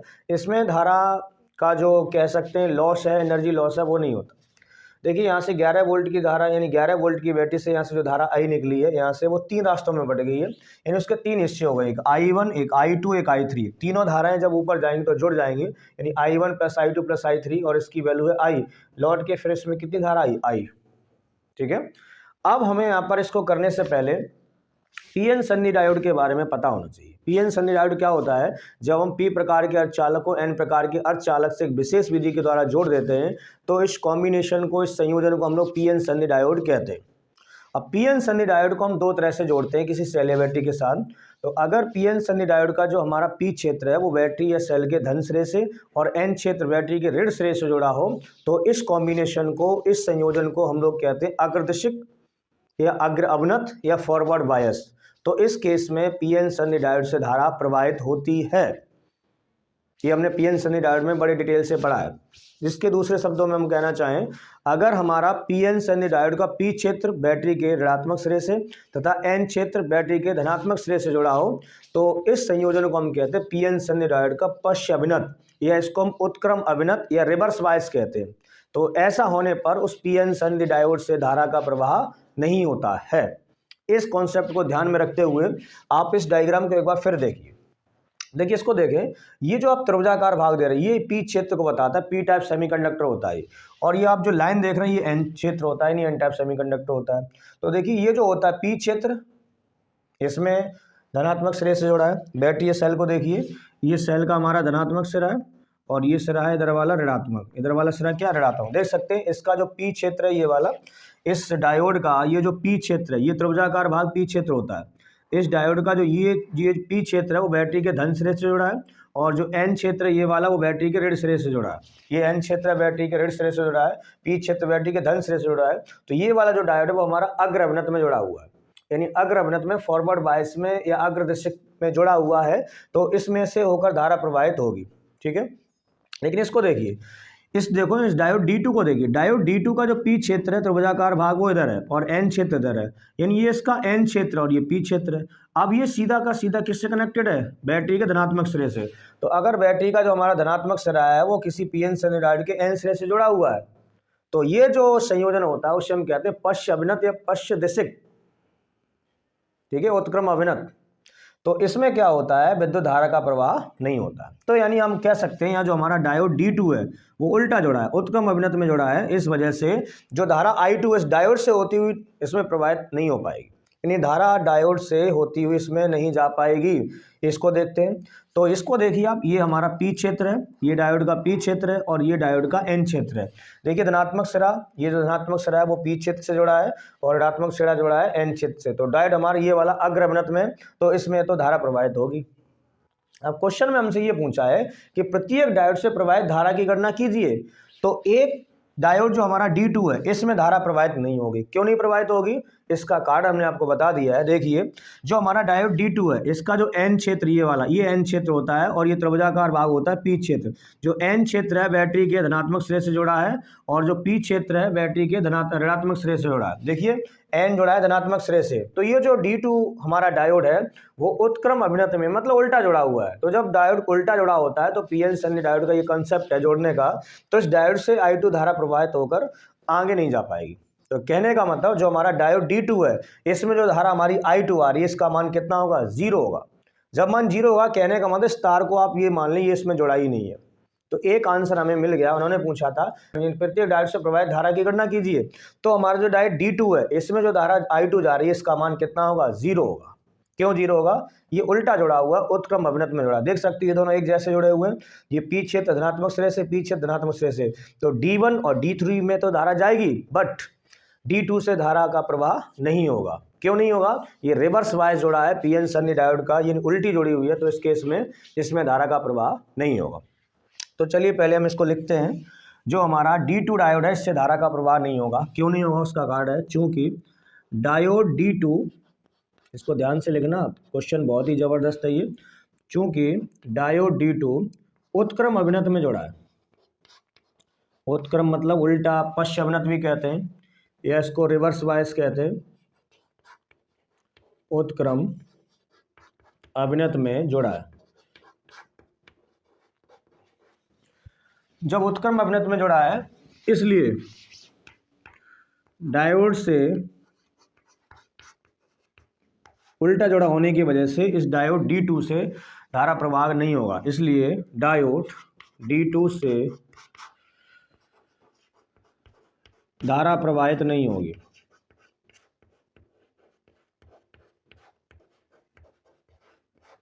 डायोड D2 से जब धारा प्रवाहित नहीं होगी तब हम कह सकते हैं, क्या कह सकते हैं, तब डायोड D2 में जो धारा I2 जा रही है इसका मान कितना होगा, 0 होगा। तब डायोड D2 में धारा, डायोड D2 में धारा, इसको हमने कितना माना है इस डायग्राम में, उन्होंने ही माना है, I2 माना है, और I2 की वैल्यू जो होगी वो कितनी होगी हमारी, 0 होगी। तो कहने का मतलब जो हमारा डायोड D2 है इसमें धारा का प्रवाह नहीं होगा और इसमें जो धारा इन्होंने दिखाई है I2 वो इसका मान कितना होगा, 0 होगा। तो एक आंसर तो मुझे मिल गया कि जो हमारा डायोड D2 है इसमें धारा का प्रवाह नहीं होगा। इसमें जो धारा I2 है इसकी वैल्यू कितनी होगी, 0 होगी, मतलब उसका मान वो धारा को प्रवाहित ही नहीं करता उल्टा जुड़ा होने पर, पीएन सनी डायोड। ठीक है, अब आप ये मान के चलिए इतना डायग्राम हमारा है ही नहीं। तो अब हमारा अगर हम इस हिस्से को छोड़ दें तो हमारा ये और ये और ये, यानी एक बैटरी बचेगी 11 वोल्ट की, डायोड D1 और डायोड D3, ये तार, यानी जब इसमें धारा जा ही नहीं रही है तो ये ऐसे बिहेव करेगा जैसे ये तार जुड़ा ही नहीं हो। तो जब धारा नहीं जुड़ी है तो प्रतिरोध का कोई मतलब नहीं है। यानी इसके बाद अब हमें क्या काम करना है, हमें डायोड D1 और D3 में धारा निकालनी है। तो डायोड D1 और D3 में धारा तो हम निकालेंगे किरचॉफ वोल्टेज लॉ लगाकर, लेकिन उससे पहले हम इस पूरे परिपथ का तुल्य प्रतिरोध निकालेंगे, नेट रेसिस्टेंस या इक्विवेलेंट रेसिस्टेंस को निकालेंगे। तुल्य प्रतिरोध क्यों निकालेंगे, हम पहले ये पता करेंगे ये जो 11 वोल्ट की बैटरी जुड़ी है इससे जो धारा निकली है I, इसकी वैल्यू कितनी है। तो अगर हमें धारा I की वैल्यू मिल जाएगी तो फिर हम I1 और I3 की वैल्यू बड़ी आसानी से निकाल लेंगे किरचॉफ वोल्टेज लॉ यानी KVL को लगाकर। ठीक है, तो यानी ये जो तार आप देख रहे हैं G से लेकर D तक, ये जो तार जुड़ा हुआ है, डायोड D2 जुड़ा है, 50 ओम का प्रतिरोध जुड़ा है, ये इसमें ऐसे बिहेव करेगा जैसे कि ये जिसमें जुड़ा ही नहीं है। जब इसमें धारा ही नहीं जा रही है तो हमारे प्रतिरोध पर कोई प्रभाव भी नहीं पड़ेगा। तो कहने का मतलब अगर हम तुल्य प्रतिरोध निकालेंगे तो इस वाले तार को हम छोड़ सकते हैं। ठीक है, तो जब इसको हम छोड़ देंगे तो फिर डायग्राम देखो हम दोबारा बनाएंगे। अब हमारा डायग्राम ये और ये रह जाएगा। ठीक है, जब उसमें धारा ही नहीं है, वो तार ही नहीं एक तरह का है, उसमें जब धारा जा ही नहीं रही है तो हम इस प्रतिरोध को यहाँ पर छोड़ देंगे कार्ड के साथ। देखिए यहाँ पर इसके बाद जो हमारा डायग्राम बचेगा, इसके बाद देख सकते हैं, मैं इसको दोबारा बना दे रहा हूँ, बार बार बना सकते हैं डायग्राम, अब गलती नहीं होगी बिल्कुल भी। देखिए ये 11 वोल्ट की बैटरी है, कितने वोल्ट की है, 11 वोल्ट की बैटरी है, और इससे धारा निकली है I, देख सकते हैं, और इससे आगे ये हमारा प्रतिरोध जुड़ा है कितने ओम का, 100 ओम का, 100 ओम का प्रतिरोध है। और इसके बाद आप देख सकते हैं, इसके बाद ये हमारा ये वाली है डायोड, यहाँ पर D1 जुड़ा हुआ है, तो हमने यहाँ पर डायोड D1 को जोड़ा, ये है डायोड D1, और डायोड D1 के साथ हमारा प्रतिरोध जुड़ा है 150 ओम का, तो मैंने उसको यहाँ लिखा, ये जुड़ा है हमारा 150 ओम का, आप देख सकते हैं। अब इसके बाद हमें इस तार को नहीं रखना है, क्यों, हमारे इसमें जब धारा ही नहीं जा रही तो हम इसके बाद डायरेक्ट इसको लेंगे, यानी इसके बाद जो है हमारा ये डायोड D3, D2 में धारा शून्य है, ये है डायोड हमारा D3, और इसके साथ जो प्रतिरोध जुड़ा हुआ है वो है हमारा 50 ओम का, कितने ओम का, 50 ओम का।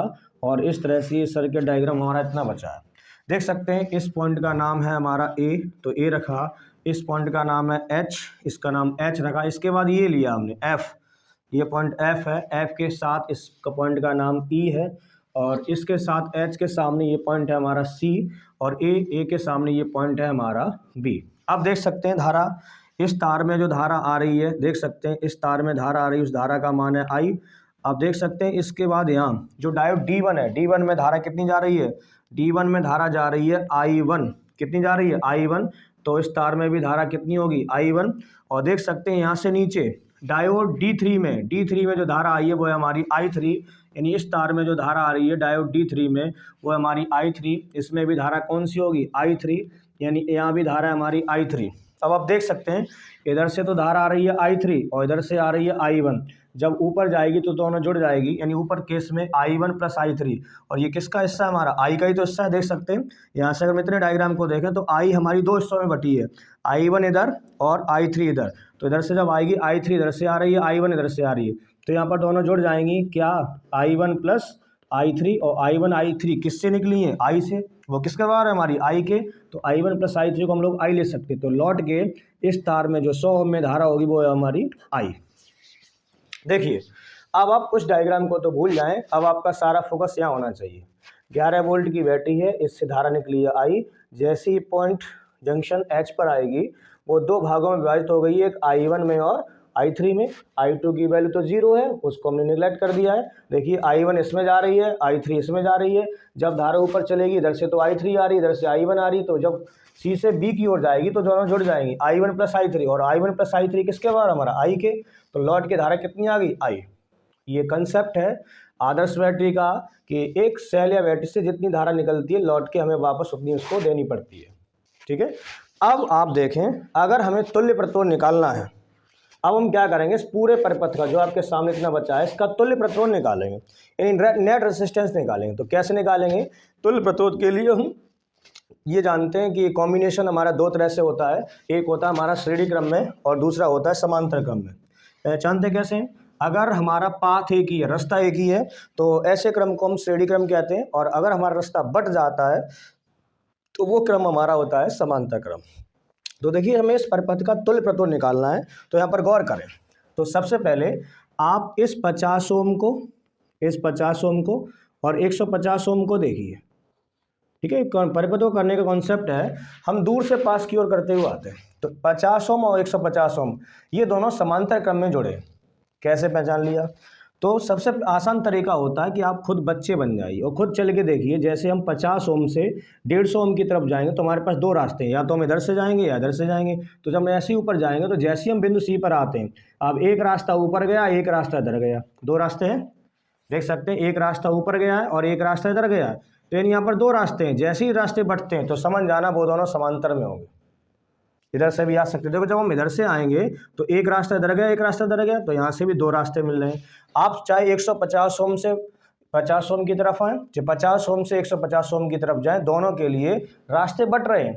ये सबसे आसान तरीका होता है समांतर और श्रेणी क्रम को पहचानने का। तो 50 ओम और 150 ओम ये दोनों समांतर क्रम में, तो पहले हम इन दोनों को सॉल्व करेंगे, इन दोनों को, ये दोनों समांतर क्रम में, तो इन दोनों का तुल्य प्रतिरोध निकालें, इन दोनों का एक बना लेंगे, तो फिर हमारा डायग्राम इतना रह जाएगा। फिर इन दोनों को ले लेंगे, दो दो को लेके सॉल्व करते हैं। तो सबसे पहले हमें लिखना पड़ेगा जो हमारा 150 ओम है, 50 ओम है, ये कौन से क्रम में, समांतर क्रम में, तो इन दोनों का एक बनाएंगे, फिर यहाँ जो आएगा उसको इसके साथ जोड़ देंगे। कौन से क्रम में, वो अभी आपके सामने आएगा। ठीक है, तो ये हमने पहचान लिया कौन से क्रम में, समांतर क्रम में। और समांतर क्रम में दो के लिए सूत्र हमारा होता है R net is equal to R1 R2 upon R1 plus R2। वैसे फॉर्मूला तो है 1 upon R is equal to 1 upon R1 plus 1 upon R2। इसमें झंझट है, हम एलसीएम लें फिर उल्टा करें। ठीक है, दो के लिए हम जनरल निकालते हैं। तो श्रेणी क्रम में तो सीधा सीधा होता है R is equal to R1 plus R2, यानी R net is equal to R1 plus R2। समांतर क्रम में उल्टा होता है 1 upon R is equal to 1 upon R1 plus 1 upon R2। इसको जल्दी करने के लिए हम डायरेक्ट लगा सकते हैं R1 R2 upon R1 plus R2। तो यानी इसके बाद देखो हम लिख सकते हैं क्या, अब हम इस पूरे परिपथ का तुल्य प्रतिरोध निकाल लें। तो पहले इन दोनों को सॉल्व करेंगे, जो आएगा उसको इसके साथ जोड़ देंगे। ठीक है, ये तो करने का तरीका है। तो सबसे पहले देखो 150 ओम 50 ओम समांतर क्रम में, यहाँ पे लिखना पड़ेगा हमें 150 ओम व 50 ओम कौन से क्रम में, समांतर क्रम में, समांतर क्रम में है। जब ये दोनों समांतर क्रम में है इसलिए इन दोनों का तुल्य प्रतिरोध, उसे हमने मान लिया R डैश। समांतर क्रम में दो के लिए ट्रिक होती है R1 R2 upon R1 plus R2। तो देखिए 150 गुणा 50, ये हमने लगाया R1 R2 upon R1 plus R2। तो R1 की वैल्यू है 150 प्लस R2 की वैल्यू है 50। देखिए दो प्रतिरोधों का तुल्य प्रतिरोध निकालने के लिए हम सूत्र लगा सकते हैं R1 R2 upon R1 plus R2। तो देख सकते हैं यहाँ पर ये है हमारा 150 गुणा 50 और बट्टे 150 और 50 हो जाएगा ये हमारा 200। 200 से क्या है, कट रहा है, देखिए 1 0 से 1 0, 2 0 से 2 0, 15 5 का गुणा कर दो, 15 पंजे 75 और बट्टे 2, यानी यहाँ पे R डैश इक्वल टू हमारा आ गया 75 बट्टे 2 ओम। ये आया हमारा R डैश इक्वल टू 75 बट्टे 2। अब R डैश है क्या, इन दोनों का तुल्य प्रतिरोध, इन दोनों का तुल्य प्रतिरोध। तो जब इन दोनों का तुल्य प्रतिरोध हमने जब सॉल्व करके एक बना लिया तो यहाँ पर ओनली हमारा डायग्राम इतना रह जाएगा। देखिए हम इसको दोबारा बना दे रहे हैं। ठीक है, आप बेहतर होगा आप दोबारा बनाने, गलती नहीं होगी तो बेहतर समझ में आ जाता है। देखिए हम इन दोनों को जब सॉल्व कर लिए तो इन दोनों का एक तार रह गया हुआ, यानी अब केवल डायग्राम उतना बनेगा और जो यहाँ पर जो मान आएगा वो हमारा कितना है 75 बट्टे 2। तो देखिए अब हमारा डायग्राम केवल इतना रह गया है, कितना, एक तो ये लाइन अभी हमने टच नहीं की है, ये पॉइंट है हमारा ए, देख सकते हैं ये पॉइंट है ए, और इसके साथ बैटरी जुड़ी है कितने वोल्ट की, 11 वोल्ट की, देख सकिए 11 वोल्ट के साथ इसके साथ जो प्रतिरोध जुड़ा हुआ है वो हमारा है 100 ओम का, तो मैंने इसको लिखा 100 ओम। ठीक है, और इसके बाद यहाँ पर जो पॉइंट है वो बी है, वो पॉइंट है बी। देखिए अभी हमने इस तार को टच नहीं किया है तो इसको एज इट इज लिखा है। अब हमने क्या किया, इन दोनों को सॉल्व किया है, 150 और 50 को सॉल्व करके उसकी वैल्यू आई है हमारी R डैश, और R डैश की वैल्यू है 75 बट्टे 2 ओम। तो देखिए अब हम इसके साथ क्या करेंगे, यहाँ पर ये पॉइंट है हमारा H के साथ हम इस डायोड को बना सकते हैं, यहाँ पर दिखा सकते हैं ये डायोड है हमारा D1, ये डायोड क्या है D1।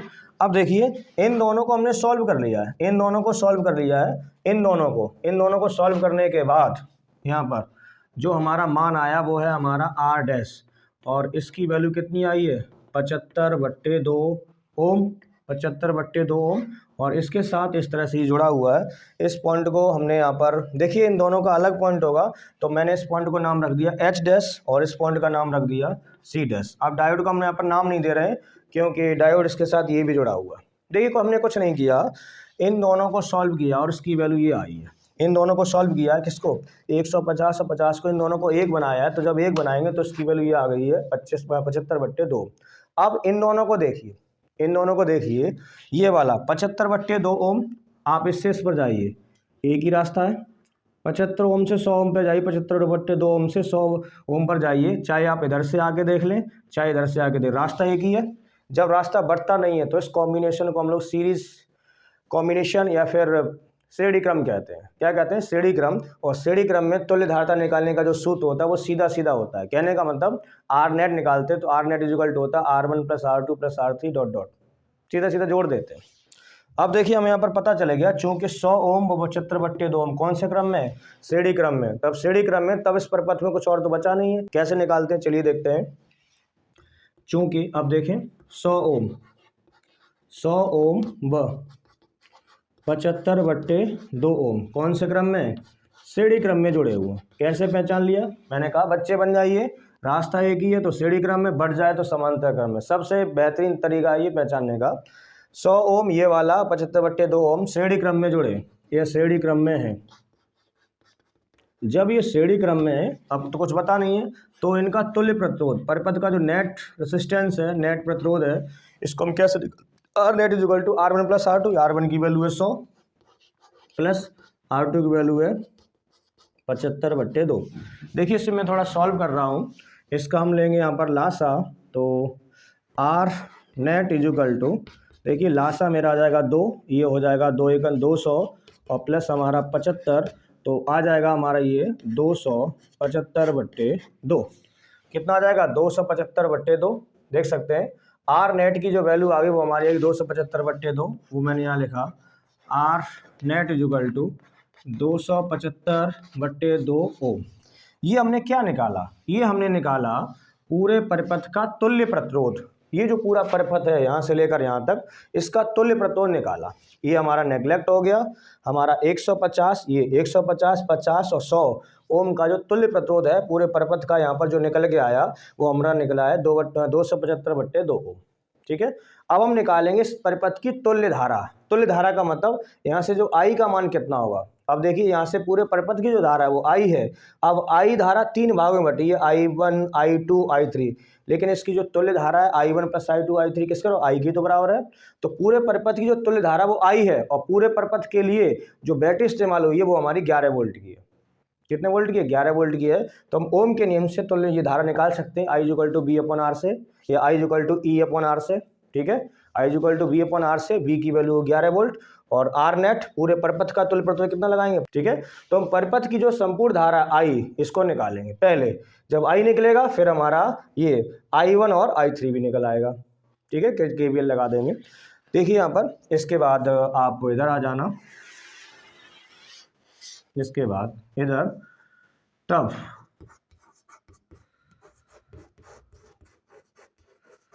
परिपथ की धारा, तो परिपथ की धारा, अगर हम परिपथ की धारा I चाहिए तो हम कर देंगे V/R नेट। पूरे परिपथ की धारा I चाहिए तो I = हो जाएगा V/R नेट। अब V देखिए, इसके लिए वोल्टेज है बैटरी का कितना दिया मुझे, 11 वोल्ट। इसका विभव दिया, मैं विभवांतर दिया 11 वोल्ट, तो यहाँ पे हो जाएगा 11/R नेट। अब R नेट की वैल्यू हमने अभी निकाली है 275/2, तो R नेट की वैल्यू लगाई 275/2। देखिए 2 आ जाएगा 11 के साथ, तो I = हो जाएगा 11 दूनी 22 और बट्टे 275। देखिए 2 से 11 से कट जाएगा, ये 11 दूनी 22 होते हैं, 11 से काट दो, 11 दूनी 22 और बचे 5, 11 पंजे 55। तो जो I की वैल्यू है, I पूरे परिपथ की धारा हमारी आ गई 2/25 एम्पियर। I की वैल्यू कितनी आ गई, 2/25 एम्पियर। हमसे पूरे परिपथ की धारा नहीं पूछी है, हमसे पूरे परिपथ की धारा नहीं पूछी है, हमसे ये पूछी है कि प्रत्येक डायोड में कितनी धारा होगी। तो प्रत्येक डायोड में मतलब डायोड D1 में धारा I1 है, इसकी वैल्यू बताओ, और डायोड D2 है, इसमें धारा I2, इसकी तो वैल्यू 0 हो ही गई, पहले हमने निकाल ली है ये वाली। और डायोड D3 में जो धारा I3 है, इसको निकाल लिया। तो अब हम इसको कैसे निकालेंगे, इसको निकालेंगे हम KVL से, किरचॉफ वोल्टेज लॉ से। ठीक है, देखिए इस क्वेश्चन को बाद में करने का यही मतलब, ये क्वेश्चन जबरदस्त लॉन्ग में है और 5 नंबर का क्वेश्चन है। अब हम लगाएंगे KVL, किरचॉफ वोल्टेज लॉ। पढ़ने आपने पढ़ा होगा, हमने तो पढ़ा है आपको। किरचॉफ वोल्टेज लॉ क्या होता है कि जो विभवांतरों का कुल योग है वो शून्य होता है, या फिर इसको हम ऐसे समझ सकते हैं, इधर देखिए, यहाँ देखें तो अब इसको देखिए, किरचॉफ वोल्टेज लॉ जब भी हम लगाते हैं तो एक बंद खंड या बंद लूप में लगाते हैं। तो सबसे पहले आप इसको देखिए, इस डायग्राम को देखिए, इस सर्किट डायग्राम को देखिए, यहाँ पर कितने लूप बन रहे हैं। यहाँ पर एक लूप बन रहा है AHCBA, एक तो लूप ये बन रहा है, दूसरा लूप बन रहा है हमारा HFECH, दो लूप बन रहे हैं, एक लूप और बन रहा है AFEBA, एक लूप, तीन लूप बन रहे हैं। तो किरचॉफ वोल्टेज लॉ हम जब लगाते हैं तो सबसे पहले हम लूप का चुनाव करते हैं, लूप का नामकरण करते हैं, तो नामकरण हमारा ऑलरेडी हो रखा है। फिर दूसरा स्टेप होता है हम उसमें धारा का वितरण करते हैं, करंट को निकालते हैं। इसमें धारा भी निकली हुई है, इसमें देखो I निकली, इसमें I1, इसमें I3, ठीक है। फिर उसके बाद हम लूप का चुनाव करते हैं, हम किस लूप में लगाएंगे।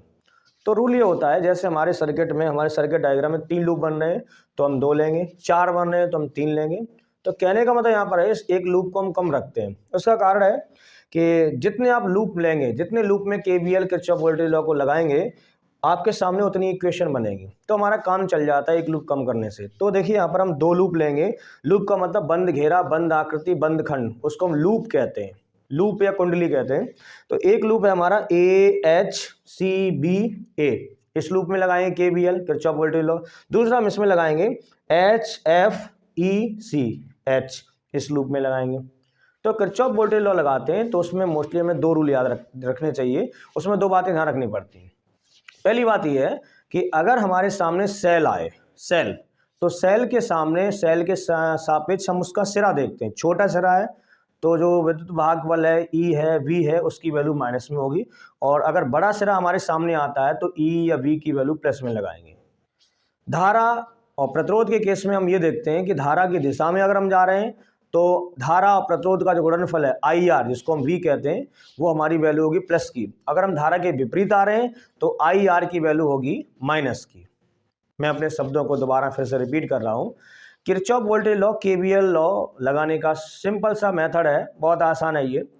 सेल के केस में हम देखते हैं कि हमारे सामने सिरा कौन सा पहले पड़ा, छोटा सिरा होगा नेगेटिव, तो हम E या V की वैल्यू माइनस में लगाएंगे, ठीक है। बड़ा सिरा हमारे सामने पहले मिला तो E या V की वैल्यू प्लस में लगाएं। क्यों? बड़ा सिरा हमारा धनात्मक होता है और छोटा सिरा होता है ऋणात्मक। दूसरा हमारे सामने प्रतिरोध आएगा, रेसिस्टेंस आएगा। रेसिस्टेंस के केस में हम धारा को देखते हैं, अगर हम धारा की दिशा में जाते हैं तो IR, जिसको हम विभव कहते हैं, इसकी वैल्यू हम प्लस में लगाएंगे, और अगर हम धारा के विपरीत आते हैं तो IR की वैल्यू माइनस में लगाते हैं। 2 ही बातें हैं, देखिए यहाँ पर लगा रहे हैं। KVL आप हमारे पिछले लेक्चर्स में देख सकते हैं, किरचॉफ वोल्टेज लॉ के न्यूमेरिकल में फिर इसके बाद भी कराऊंगा, और जबरदस्त कॉन्सेप्ट है ये। देखें यहाँ पर, तो सबसे पहले आप इस लूप को देखिए, लूप AHCBA, इसमें लगा रहे हैं KVL किरचॉफ वोल्टेज लॉ। तो देखें यहाँ पर लूप किसकी बात हो रही है, लूप AHCBA में, AH देख सकते हैं AHCBA में, इसमें लगा रहे हैं KVL। KVL का मतलब Kirchhoff voltage law, Kirchhoff voltage नियम लगा रहे हैं, किरचॉफ का वोल्टेज नियम। अब देखिए ये जो हमारी दिशा है, ये लिखा हमने AHCBA, ये हमारे चलने की दिशा, हम इस दिशा में चल रहे हैं।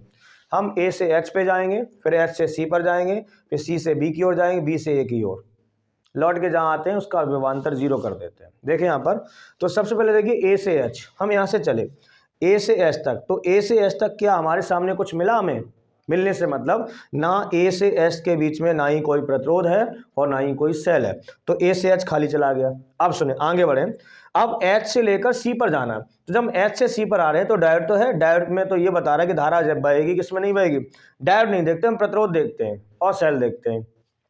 तो जब हम H से C की ओर आ रहे हैं, तो H से C की ओर जब हम आ रहे हैं तो देखिए हम धारा की दिशा में जा रहे हैं। पहली तो बात, धारा भी इधर जा रही है, H से C की ओर हम भी जा रहे हैं, धारा की दिशा में जा रहे हैं। तो जब हम धारा की दिशा में जाते हैं तो चिन्ह सबसे पहले आप प्लस का लगाएंगे।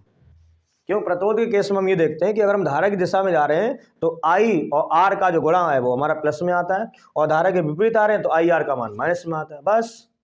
अब देखिए हम जा रहे हैं H से C की ओर, यहाँ पे देखिए हमें प्रतिरोध मिल रहा है 150 ओम का, और इसके संग जो धारा है वो I1 है।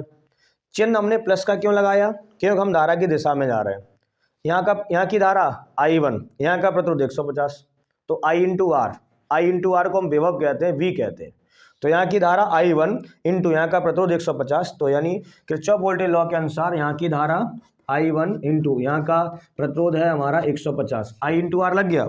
अब देखिए हम H से लेकर C पर आ गए, अब आएंगे C से B की ओर, देख सकते हो वो हमारी चलने की, C से B तक कुछ है नहीं है, तो आप कहेंगे धारा है I1 प्लस I3, तो धारा से हमें कोई मतलब नहीं है, हम केवल सेल या और प्रतिरोध देखते हैं।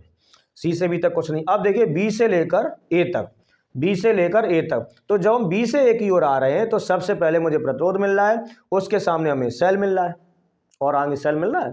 तो सबसे पहले देखो हम धारा के केस में, प्रतिरोध के केस में हम ये देखते हैं कि हम धारा की दिशा में जा रहे हैं, यस, हम भी B से A की ओर आ रहे हैं, धारा भी B से A की ओर आ रही है। तो जब हम धारा की दिशा में जाते हैं तो आई आर की जो वैल्यू होती है प्लस होती है, पहली तो बात चिन्ह यहाँ पर प्लस आएगा। देखिए यहाँ की धारा I, यहाँ का प्रतिरोध 100, तो यानी यहाँ पर हो जाएगा I गुणा 100, देखते रहे ना, ये हमने लगा दिया I इंटू आर। हम और आगे बढ़े, जब हम इधर आ रहे हैं तो हमारे सामने सेल मिल रहा है कितने वोल्ट का, 11 वोल्ट का। अब देखिए सेल का जो ये सिरा है बड़ा वाला वो प्लस में होता है, छोटा वाला क्या होता है माइनस। तो जब हम बी से ए की ओर आ रहे हैं तो मुझे छोटा सिरा पहले मिल रहा है, छोटा सिरा होता है माइनस और बड़ा सिरा होता है प्लस का, यानी यहाँ जो बी की वैल्यू होगी वो हमारी माइनस की होगी। तो यानी यहाँ छोटा सिरा मुझे देखो, हम जब बी से ई की ओर बी से ए की ओर आ रहे हैं तो सबसे पहले हमारे सामने कौन सा सिरा मिलेगा, छोटा मिलेगा। तो छोटा सिरा मिलने के केस में हम क्या करते हैं, यहाँ पर जो सेल का विद्युत वाहक वाले विभवांतर है उसको माइनस में लिखते हैं, तो यानी चिन्ह आएगा यहाँ पर माइनस और इसकी वैल्यू है 11, लग गया। अब देखो हम ए पर लौट के आगे, पूरा लग गया, सबको बराबर 0 कर देते हैं, क्योंकि किरचॉफ का वोल्टेज लॉ ये कहता है किसी बंद लूप में विभवांतरों का जो बीजगणितीय होगा वह शून्य होता है। तो ये विभवांतर, ये विभवांतर, ये विभवांतर, सबका बीजगणितीय कितना होना है, शून्य होना है, 0 होना है।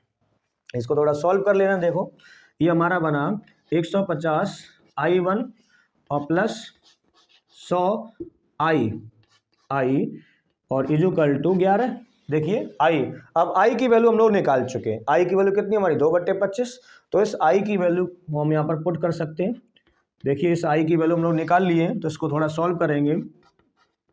150 I1 प्लस 100, देखते रहे ना, इंटू I1 की वैल्यू है 2/25, तो यहाँ लगाया हमने 2/25 और इजुकल टू इधर चल रहा है 11। देखिए कट सकता है ये 25 से 25 सेकंड 25 चौक 100 कटेगा, तो यहाँ पर कितना बचा, यहाँ पर गौर करें 150 I1 प्लस प्लस प्लस, देखिए 4 दूनी 8 और इजुकल टू 11, इधर तो ये 11 है, 8 को उधर भेज दो, तो 150 I1 इजुकल टू 11 माइनस 8, यहाँ हो जाएगा 11 माइनस 8, तो 3 बचेंगे, 150 I1 इजुकल टू 3।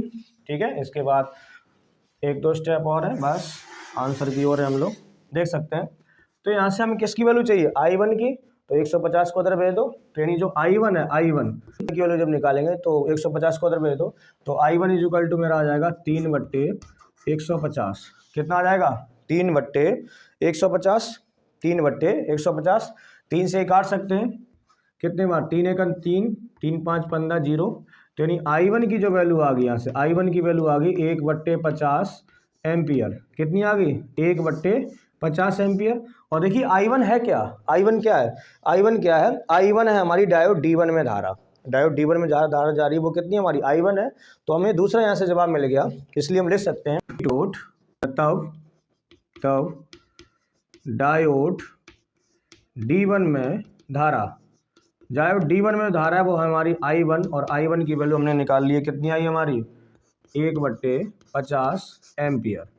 तो दूसरा जवाब हमें यहाँ से मिल गया, जो हमारा डायोड D1 है उसमें 1/50 एम्पियर की धारा है। अब हम एक लूप और लगाएंगे इस वाले में, लूप HFECH में, इसमें भी KVL लगाएंगे। तो इसमें लगाने से हमें डायोड जो D3 है इसमें धारा I3 इसकी वैल्यू मिलेगी। तो देखिए सबसे पहले अब लास्ट में हम लोग लगा रहे हैं किस लूप में, लूप कौन सा, देख सकते हैं ये वाला HFECH में, HF देख सकते हैं, HF के बाद E के बाद है CH में क्या लगा रहे हैं, KVL किरचॉफ वोल्टेज लॉ। देखिए KVL से, तो ध्यान दें यहाँ पर एच से लेकर एफ तक, तो एच से लेकर एफ तक कुछ है नहीं है, खाली छूट जाएगा। अब देखिए एफ से लेकर ई तक, तो एफ से लेकर जब ई तक हम जाएंगे तो सबसे पहले हमें डायोड मिल रहा है, तो डायोड से हमें मतलब नहीं होता है, वो हमें ये दिखाता है कि इससे धारा गुजरेगी कि नहीं गुजरेगी। तो यहाँ से डायोड से धारा गुजर जाएगी, क्योंकि ये हमारा अग्र अभिनत में जुड़ा है, ये पी संधि एन संधि सीधा जुड़ा हुआ, जो निकल जाएगी। यहाँ देखें, यहाँ जो धारा I3 है वो इधर आ रही है। अब यहाँ देखिए हम धारा की दिशा में जा रहे हैं और हमें प्रतिरोध मिल रहा है, तो अगर हम धारा की दिशा में जाते हैं तो उस केस में क्या होता है, IR का जो गुणा होता है वो प्लस में आता है। तो हम धारा की दिशा में जा रहे हैं तो चिन्ह प्लस का आएगा, यहाँ की धारा I3, यहाँ का प्रतिरोध 50, तो हम धारा की दिशा में जा रहे हैं तो चिन्ह आएगा हमारा प्लस का, यहाँ की धारा I3 इंटू यहाँ का प्रतिरोध 50। लग गया, बड़ा आसान है, देख सकते हैं। धारा की दिशा में जाने पर चिन्ह प्रतिरोध के केस में प्लस आता है, तो प्लस हो गया। और यहाँ की धारा I3, यहाँ का प्रतिरोध 50, तो हम अब F से लेकर E तक आ गए। E से लेकर C तक क्या कुछ है नहीं है, तो छोड़ देंगे। अब हम आ रहे हैं C से लेकर H तक, C से लेकर H तक। यहाँ पर सतर्क हो जाएं, देखो धारा आ रही है H से C की ओर, धारा की दिशा है H से C की ओर, हम आ रहे हैं C से H की ओर, धारा के विपरीत आ रहे हैं। आगे सामने हमारे प्रतिरोध है, जब धारा के विपरीत आते हैं चिन्ह आता है माइनस में, तो चिन्ह हमने माइनस का लगा दिया। ध्यान दें, यहाँ पर धारा आ रही है H से C की ओर और हम आ रहे हैं C से H की ओर, वो हमारी चलने की दिशा है H F E C H। हम आ रहे हैं C से H की ओर, धारा आ रही है H से C की ओर, तो चिन्ह माइनस का आ जाएगा। यहाँ की धारा I1, यहाँ का प्रतिरोध 150, तो लगा दीजिए। यहाँ की धारा है I1 इंटू यहाँ का प्रतिरोध है 150। क्या हम पहुंच गए अपनी मंजिल पे, C से लेकर H तक आ गए, ठीक है। इसको हम देखते नहीं है, ये तो हमारा डायोड है, ठीक है। तो हम C से लेकर H तक आ गए। देखिए H से चले से और लौट के अगर H पे ही आ जाए तो हमारा लूप पूरा हो जाता है। तो जब लूप पूरा हो गया तो किरचॉफ वोल्टेज लॉ कहता है किसी बंद लूप में जो विभवांतरों का बीजगणितीय हो गया वो जीरो होता है, तो हम सबको जीरो कर देंगे। इक्वल टू यहाँ पे आ गया हमारा जीरो। देखिए इसमें हम I3 की वैल्यू निकालेंगे तो ये हो जाएगा हमारा 50 I3। देखिए माइनस 150 I1 है, इसको उधर भेज दो, तो जब उधर जाएगा तो ये हो जाएगा हमारा प्लस का 150 I1 हो जाएगा। अब देखिए यहाँ पर हम अगर 50 से 150 काट दें, 50 से 150 काटेंगे तो कितने बार कट जाएगा, ये 0 से 0 3 बार कट जाएगा। तो यानी I3 की जो वैल्यू है यहाँ पर वो हमारी आ गई 3I1। देख सकते हैं हमने क्या किया, 150 I1 को उधर भेज दिया पक्षांतर करके, तो प्लस का हो जाएगा। 50 से 150 3 बार काट दिया है। अब I3 इक्वल टू मेरा आ गया 3I1 और I3 इक्वल टू 3 I1 की वैल्यू हम लोग कैलकुलेट कर चुके हैं। I1 की वैल्यू हमारी कितनी, 1/50, तो यानी यहाँ आ जाएगी 1/50, तो 3 का गुणा कर दो, कोई ज़्यादा फर्क नहीं पड़ेगा इसमें। I3 इक्वल टू हो जाएगा 3/50 और धारा का मात्रक क्या होता है, एम्पियर। धारा का मात्रक क्या होता है, एम्पियर। अब देखिए I3 किस में धारा है, I3 जो हमारी धारा है वो हमारी किस में है, डायोड D3 में तो धारा है, तो डायोड D3 में जो धारा जा रही है वो हमारी I3 है। तो हमें अपना आखिरी जवाब मिल गया, डायोड D3 में धारा कितनी होगी, 3/50 एम्पियर। लास्ट में हम लिख देते हैं बस, तब डायोड D3 में धारा, डायोड D3 में धारा, इसको हमने माना I3 और इसकी वैल्यू है 3/50 एम्पियर। देखिए हमें सारे जवाब मिल गए। डायोड D1 में कितनी है, D2 में कितनी है, देख सकते हैं। डायोड D1 में धारा 1/50 एम्पियर, डायोड D3 में धारा 3/50 एम्पियर, डायोड D2 में धारा तो हम पहले ही निकाल चुके कितनी, 0 एम्पियर की। तो ये क्वेश्चन था आज का ज़बरदस्त, आप इसका स्क्रीनशॉट ले सकते हैं। उम्मीद करता हूँ ये क्वेश्चन आपको पूरी तरह से समझ में आया होगा। और हाँ, किरचॉफ वोल्टेज लॉ देखने के लिए आप हमारे अगले लेक्चर्स का इंतजार करें। अगले लेक्चर्स में हम लोग KVL को बहुत ही ज़बरदस्त तरीके से डिटेल से समझने वाले हैं। पहले हम इसको पढ़ भी चुके हैं, ठीक है। तब तक मिलते हैं अगले लेक्चर में, तब तक के लिए नमस्कार।